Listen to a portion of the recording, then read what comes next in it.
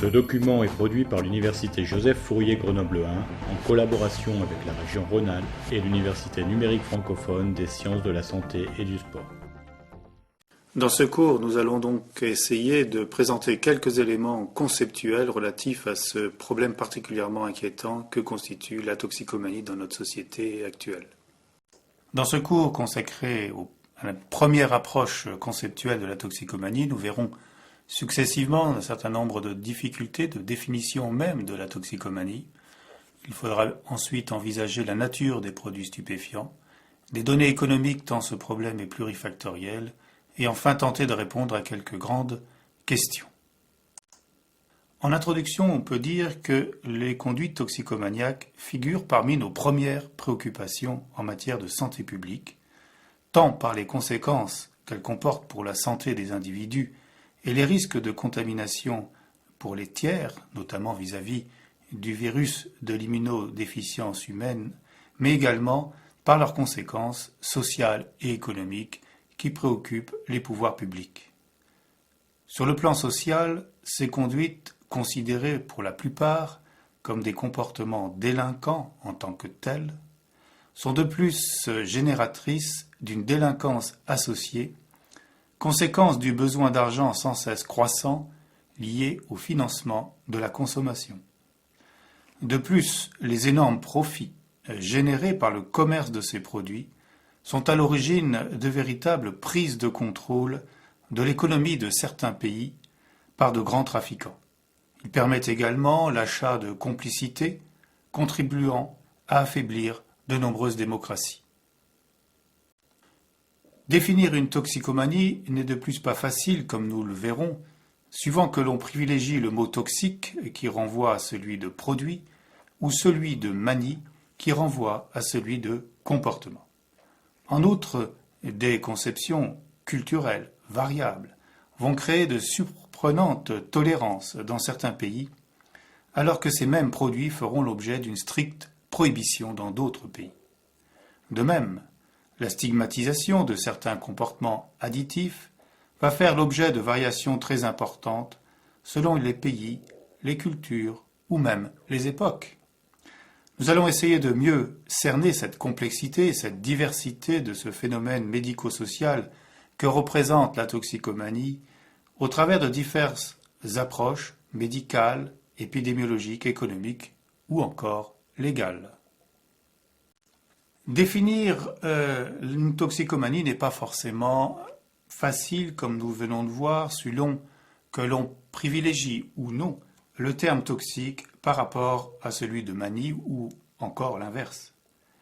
Selon l'Organisation mondiale de la santé, l'accent est actuellement mis sur l'aspect de pharmacodépendance. Cette pharmacodépendance est alors définie comme un état psychique et parfois physique résultant de l'interaction entre l'organisme et une molécule chimique. Cette interaction va être caractérisée par des modifications du comportement et d'autres réactions qui engagent toujours fortement l'usager à poursuivre la prise de cette substance chimique pour d'une part en retrouver les effets psychiques et d'autre part éviter les effets de la privation. Dans cette définition se retrouvent les éléments principaux communs à toute forme de toxicomanie, à savoir la dépendance, mais aussi les phénomènes de renforcement qui poussent au maintien de la consommation et à l'augmentation des doses. Ceci est d'autant plus marqué que s'observe un troisième élément, une tolérance qui apparaît progressivement. Cette tolérance correspond à un état d'adaptation pharmacologique qui va nécessiter l'augmentation des doses pour obtenir la même intensité des effets. Les trois caractéristiques d'une substance capable d'engendrer une toxicomanie sont donc liées à sa capacité d'induire des phénomènes de dépendance, de tolérance et de renforcement. Ces substances sont alors qualifiées de drogues dans le langage commun. Il faut remarquer à ce stade que ces trois caractéristiques ne sont pas l'apanage unique de molécules chimiques. Il est ainsi possible de décrire certains comportements, qualifiés alors de comportements addictifs qui comportent ces trois caractéristiques: l'abus des mots croisés, l'abus du sexe, du jogging, de la télévision. Selon Goodman, l'addiction peut se définir comme l'impossibilité de contrôler un comportement et la poursuite de celui-ci en dépit de la perception par le sujet de ses conséquences négatives. Dans ce cadre, l'objet est plus qu'un objet de plaisir, il est devenu un objet de besoin. La personne, alors dépendante, consacrera beaucoup de temps pour obtenir la substance, l'utiliser et même récupérer de ses effets, ou pour adopter un comportement addictif. Elle abandonnera de ce fait des activités sociales, professionnelles ou de loisirs. C'est dire combien l'approche pharmacologique est réductrice par rapport à l'approche comportementale. L'une des clés de la compréhension de la toxicomanie est en effet liée à l'appréhension d'un phénomène non limité à l'usage d'un produit. En effet, ce que le médecin observe est en fait la relativité d'un produit, d'une personnalité et d'un environnement socio-culturel. Il faut savoir en effet, si l'on se centre uniquement sur l'aspect produit, donc drogue, selon la définition que nous en avons donnée, d'autres facteurs doivent être relevés. Premièrement, la relativité des normes selon les époques et les cultures. Par exemple, sous l'Empire ottoman, l'usage du tabac était interdit et la peine de mort appliquée à celui qui bravait l'interdit. Dans le même temps, l'usage de l'opium était libre. Dans nos sociétés occidentales, l'usage de l'alcool est autorisé, voire valorisé. Celui du hashish est interdit, alors que c'est rigoureusement l'inverse dans certaines sociétés arabo-musulmanes. Deuxièmement, l'existence de liens entre la dangerosité pour la santé d'une substance et son inclusion parmi les drogues n'est pas systématique et doit être relevée. Deux exemples. L'alcool, non considéré en France comme une drogue, alors que 5 millions de personnes présentent des problèmes médicaux, des difficultés psychologiques ou sociales secondaires à une consommation exagérée d'alcool. Alors que l'alcool est la troisième cause de mortalité, qu'il est responsable de 40% des accidents de la route, 40% des hospitalisations hommes dans les hôpitaux psychiatriques, de 5000 crimes et suicides par an, et qu'il est consommé par 20 à 70% des individus incarcérés pour violence. La perte économique liée à une consommation exagérée d'alcool représente environ, sur les chiffres 2002, 4 fois les dépenses de santé. Le chocolat, autre exemple, que personne ne peut spontanément qualifier de drogue, alors qu'il peut faire l'objet de véritables abus toxicomaniaques dangereux pour la santé.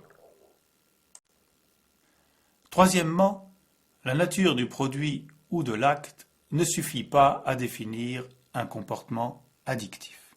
Il faut en effet rajouter une variable qui va faire la différence entre l'usager et l'abuseur.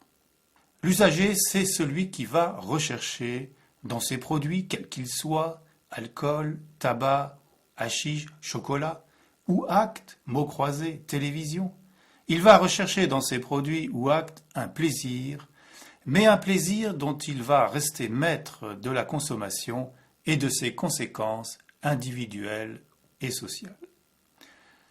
À l'inverse, l'abuseur peut être défini comme une personne ayant perdu la maîtrise de l'usage et dont il devient progressivement dépendant et voit, de ce fait, se détériorer la vie sociale. L'abus peut être ainsi caractérisée par l'utilisation inadéquate d'une substance ou à l'adoption d'un comportement conduisant soit à l'incapacité de remplir des obligations majeures dans le domaine du travail, de l'école, de la famille, ou à la mise en situation potentiellement dangereuse, conduite automobile, dans le sport ou au travail, ou encore conduisant à des problèmes judiciaires, personnels ou sociaux. Le passage d'un usage maîtrisé à un abus est important à identifier car il correspond à nos yeux ce à quoi le médecin doit porter attention et soin. Enfin, 3 dimensions semblent importantes à considérer également en matière de conduite addictive. Le plaisir, nous l'avons déjà évoqué, mais aussi l'interdit et sa transgression qui rendent encore plus complexe le décryptage d'une conduite toxicomaniaque, mais aussi les mesures de lutte et de prévention. Au total, la définition d'une toxicomanie, et si elle s'appuie sur une définition pharmacologique, elle ne peut rendre compte de la globalité d'un phénomène. Dans certains pays, les comportements abuseurs, faisant ou non appel à un produit, sont ainsi définis en fonction de 2 variables. La nocivité sociale pour l'individu, l'acceptabilité sociale de l'abus. L'on peut ainsi faire figurer sur un même graphique des comportements très divers qui vont pouvoir aller de l'abus des mots croisés à celui de l'héroïne. Dans la suite de cet exposé, nous ne traiterons que des problèmes relatifs à la consommation et à l'abus des produits stupéfiants, définis d'une part par leurs effets sur le psychisme des individus, substances dites alors à effet psychotrope, et d'autre part par leur potentiel de pharmacodépendance, associant les 3 caractéristiques de dépendance, tolérance, renforcement. Envisageons maintenant ces différents produits stupéfiants et tout d'abord les dérivés opiacés. Ils sont extraits du pavot et représentés essentiellement par l'opium et ses alcaloïdes, dont la morphine et ses dérivés, parmi ceux-ci l'héroïne, le diacétylmorphine, la codéine ou méthylmorphine ou la codéthyline, éthylmorphine. La caractéristique de ces produits est leur capacité de fixation sur des récepteurs spécifiques communs à des substances endogènes morphino-mimétiques, endorphines et encéphalines. Ces récepteurs ou leur activation participent en particulier à la modulation de la douleur et à la récompense et régulation des émotions. Ils sont administrés soit par voie nasale, le classique sniff, ou par voie intraveineuse le plus souvent. Ils sont responsables d'une forte dépendance physique et psychique. Les effets constatés sont de type euphorisant et d'autant plus intense que la voie intraveineuse aura été utilisée et réalisant alors le classique flash. À forte dose, ils sont responsables de coma par surdosage avec un risque de décès en l'absence de prise en charge médicale. À l'arrêt, le sujet ressentira des manifestations physiques et psychiques de l'état de manque. À long terme, ils sont responsables de troubles neurocomportementaux.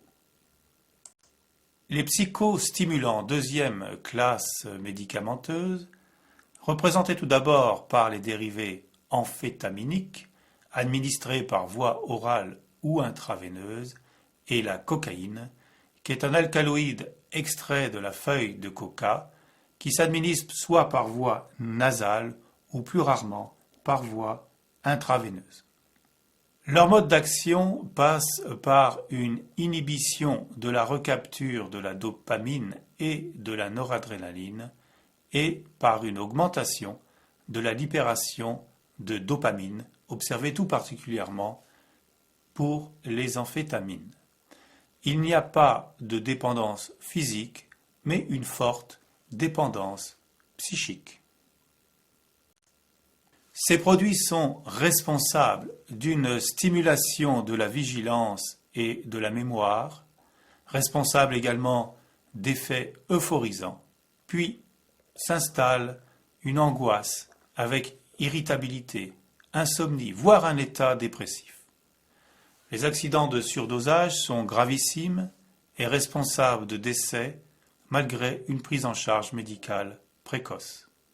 À long terme, le risque de comportement aigu est important, troubles comportementaux de type psychotique, mais également troubles vasculaires graves, particulièrement inhabituels chez le sujet jeune, de type accident vasculaire cérébral ou infarctus du myocarde. Les hallucinogènes, ce sont les produits les plus couramment consommés. Non pas tant le LSD dans nos pays, l'acide lysergique diéthylamide, un produit faussement considéré comme bénin, car n'entraînant pas de dépendance physique, qui a des propriétés dopaminergiques et sérotoninergiques, et qui est responsable d'euphorie et de modification des perceptions visuelles et auditives, avec un risque non négligeable de décompensation d'une psychose aiguë. C'était la drogue de choix des campus américains des années 60, qui est allée de pair, souvenez-vous, avec le développement de la musique dite psychédélique. Le cannabis, beaucoup plus courant, chanvre indien, sous ses deux formes, marijuana, composé des feuilles et de l'extrémité florale des plantes, ou le hashish sous la forme de résine. Il faut savoir que la concentration du principe actif, qui est le tétrahydrocannabinol, est très variable en fonction de la plante d'origine, des modalités d'extraction et de sa présentation. Le cannabis est responsable de la classique ivresse cannabique, faite d'excitation, d'hallucination, de sentiments extatiques et suivie par une phase de relaxation, voire de sommeil. Cependant, tout n'est pas rose dans l'univers du cannabis. 3 sortes d'effets nocifs sont discutés. Tout d'abord, le déclenchement d'affections psychiatriques. Un rôle dans ce déclenchement, et en particulier dans celui de la schizophrénie, a été soulevé par différentes études. Certains ont en effet montré que les risques de développer une schizophrénie seraient 2 fois plus importants parmi les gros consommateurs de cannabis que dans la population générale. Cependant, le lien n'est pas formellement établi, car le cannabis n'est ni suffisant à lui seul, ni indispensable au développement d'une psychose. C'est probablement un élément à considérer et pour certains à prévenir parmi d'autres facteurs susceptibles de favoriser le développement d'une psychose. Deuxième type d'effet nocif, des effets dans la sphère cognitive. Ceux-ci sont surtout mis en évidence parmi les fumeurs chroniques et les gros consommateurs, en sachant que l'on devient gros consommateur à partir de 5 joints par jour, et des effets observés en phase de consommation. Ces effets sont représentés par une atteinte des capacités mnésiques, tant à court qu'à long terme, et une atteinte des capacités attentionnelles et de concentration. Par contre, les études n'ont pas montré de manière convaincante la permanence de ces effets cognitifs au-delà de la période de consommation. Enfin, certaines études ont suggéré, et les arguments sont en train de se renforcer, que la consommation de cannabis pouvait être associée à une augmentation de la fréquence de certains cancers, carcinomes à cellules squameuses des voies aérodigestives supérieures et du poumon, augmentation de la fréquence de certains de ces cancers, d'autant que cette consommation de cannabis est associée avec une consommation d'alcool et ou de tabac. Quelques données économiques. Il est difficile de chiffrer, bien entendu, avec certitude, l'importance exacte du marché de la drogue. Il concerne environ 10% de la population du globe, contre 30% pour le tabac et 50% pour l'alcool. Pour autant, des estimations situent ce marché sur le plan économique comme représentant environ 8% du commerce mondial. C'est un commerce particulièrement lucratif et pour certains pays, le marché de la drogue représente une part importante de la richesse nationale. Ainsi, les revenus liés au commerce de la drogue représentent 1/10 du produit intérieur brut pour l'Afghanistan et la Birmanie, 2% pour la Colombie et le Laos, et environ 1% pour tous les autres pays. Mais il faut souligner que le revenu des agriculteurs qui cultivent les plantes illicites ne représente que 1% des sommes dépensées en bout de chaîne par les toxicomanes, l'essentiel revenant alors de manière évidente à la chaîne de production et de trafic. Les pays producteurs sont peu nombreux en ce qui concerne les produits opiacés. 6 pays sont responsables de 90% de la production illicite d'opium qui se répartit dans 2 grandes zones géographiques d'importance inégale. Une première zone qualifiée du triangle d'or comprenant le Laos, la Thaïlande et la Birmanie. Une deuxième qualifiée de croissant d'or et comprenant au premier chef l'Afghanistan mais aussi l'Iran et le Pakistan, l'Afghanistan étant responsable à elle toute seule des 3/4 de la production totale d'opium. Concernant la cocaïne, 3 États latino-américains, le Pérou, la Colombie, la Bolivie, concentrent 90% de la production de cocaïne qui est cultivée à 50% au Pérou et extraite à 70% en Colombie. Concernant le cannabis, la production en est géographiquement plus dispersée. Sous la forme de marijuana, sa production est surtout le fait du Mexique et des États-Unis, et depuis peu de l'Afrique du Sud, devenu le premier producteur régional de marijuana, alors que le hashish est surtout produit par le Liban, le Maroc, qui serait devenu le premier producteur mondial avec un chiffre d'affaires estimé à 12 milliards de dollars. L'Afghanistan et le Pakistan sont également des zones de production. Pour ce qui concerne les drogues synthétiques, la situation est beaucoup plus contrastée, bien que certains pays se soient spécialisés dans certains produits. Ainsi, les Pays-Bas sont de grands producteurs d'amphétamines ainsi que de LSD. Aux USA seraient surtout produits du LSD et des pilules ecstasy, le 3,4-méthylène dioxyméthamphétamine.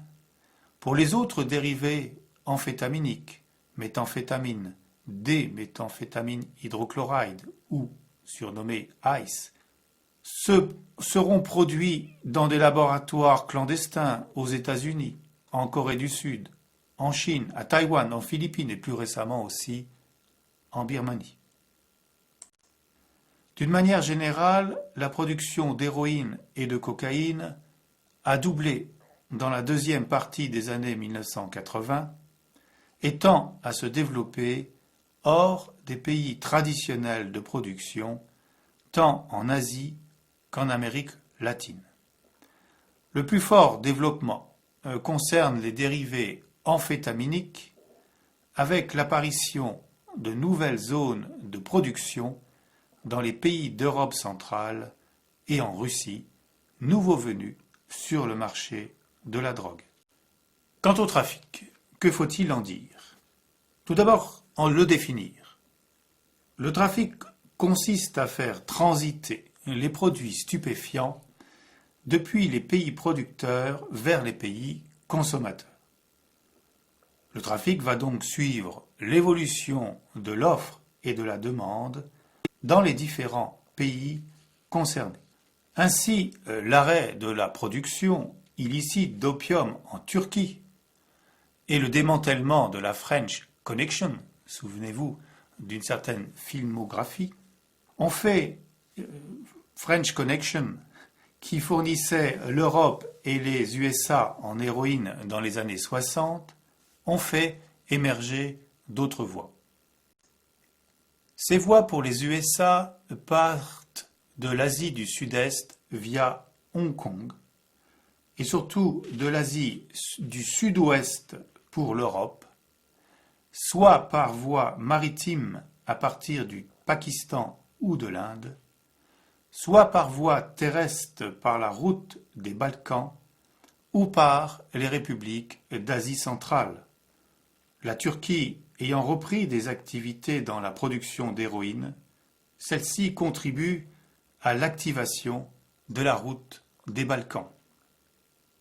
Considérant les énormes efforts qui sont faits en matière de lutte contre le trafic par les différentes autorités policières de nombreux pays, il faut avoir l'honnêteté de reconnaître que le taux d'interception est faible. Il est de l'ordre de 10 à 15% pour l'héroïne, un peu plus élevé pour la cocaïne, mais restant de l'ordre de 30%. Estimer la consommation est également difficile. Le cannabis et ses dérivés sont de loin les produits les plus consommés. 140 millions de personnes, soit environ 2,3% de la population du globe en consomment. Viennent ensuite les produits synthétiques, à savoir amphétamines, ecstasy, LSD, qui sont consommés par 30 millions de personnes, soit 0,5% de la population totale.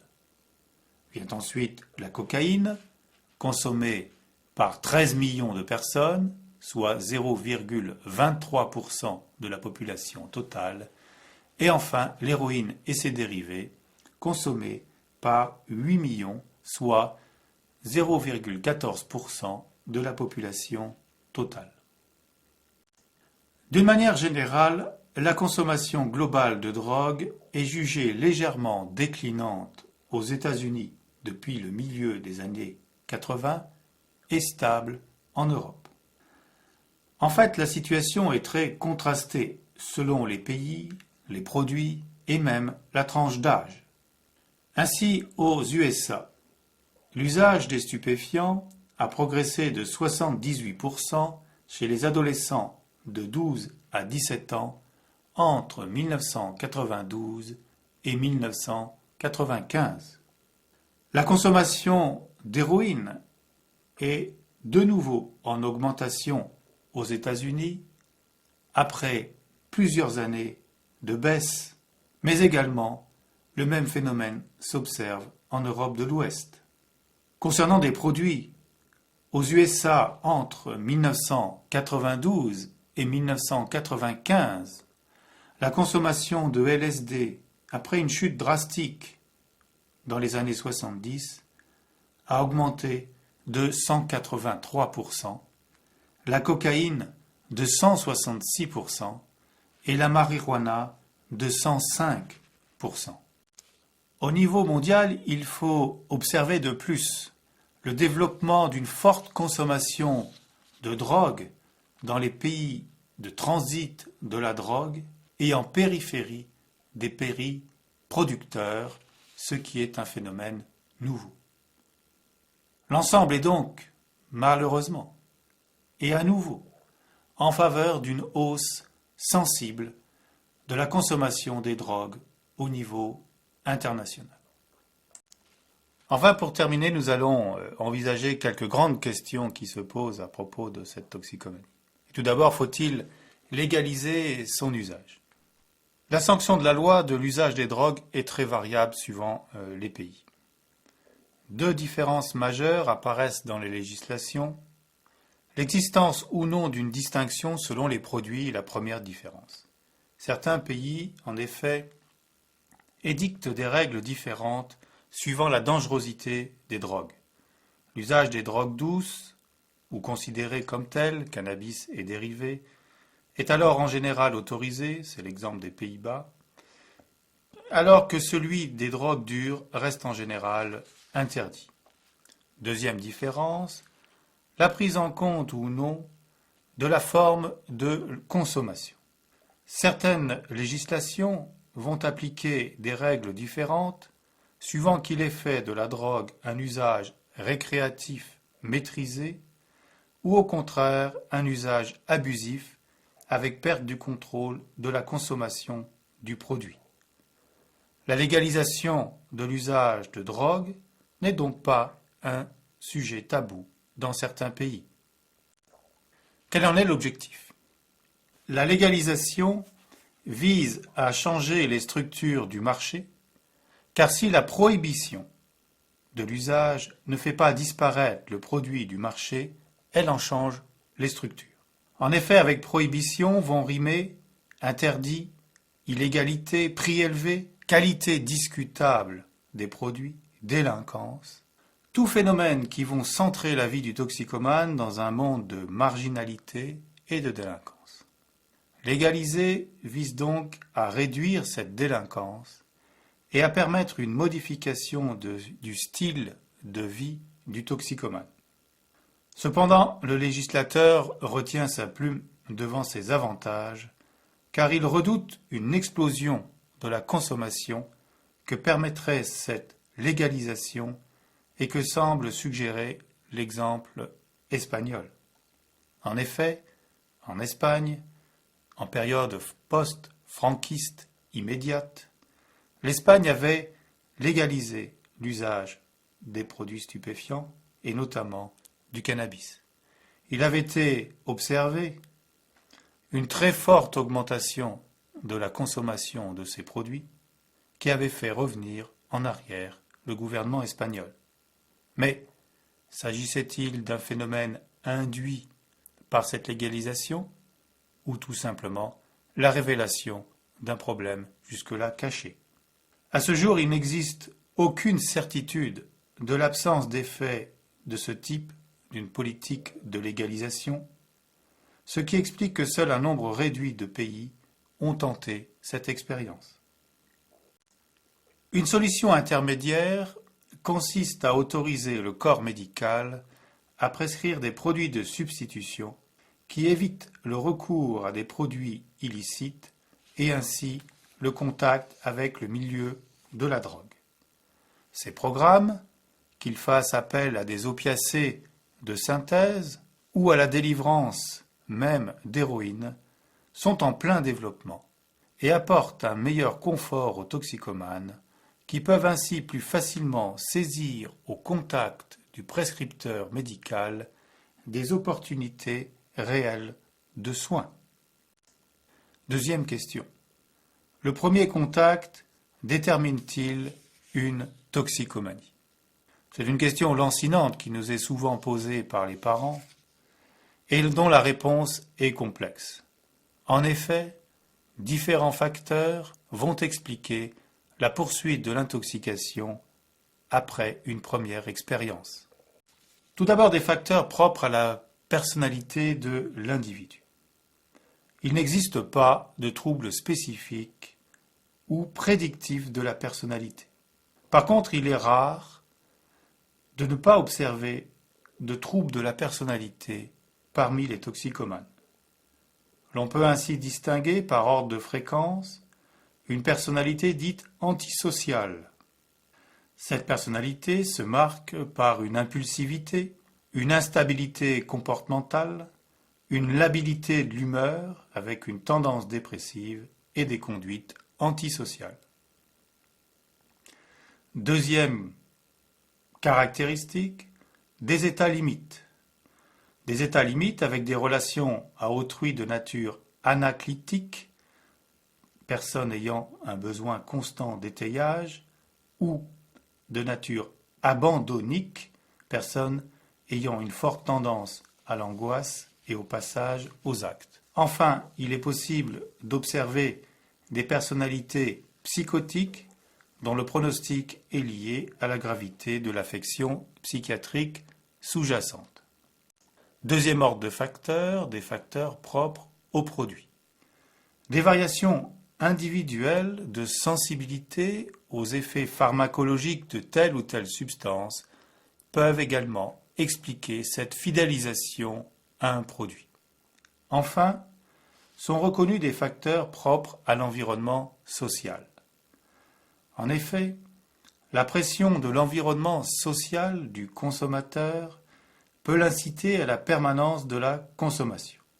C'est l'influence reconnue des pairs marginaux, pairs, P-A-I-R-S, forme particulière de contraintes sociales dans certains milieux et qui rime souvent avec un engagement dans d'autres formes de conduite déviante. L'on retrouve ainsi les trois facteurs qui peuvent conduire à une toxicomanie: la rencontre avec un produit, une personnalité particulière et un moment socio-culturel particulier. En conclusion de cette première approche conceptuelle de la toxicomanie, nous pouvons dire que réduire ou vouloir réduire ce phénomène à la consommation d'un produit et réduire la lutte contre la toxicomanie à la suppression du produit est donc une vision totalement réductrice et inadaptée de ce problème. Seule en effet une approche multidisciplinaire du problème est à même d'avancer des solutions aux défis que nous pose le développement de la toxicomanie dans nos sociétés modernes.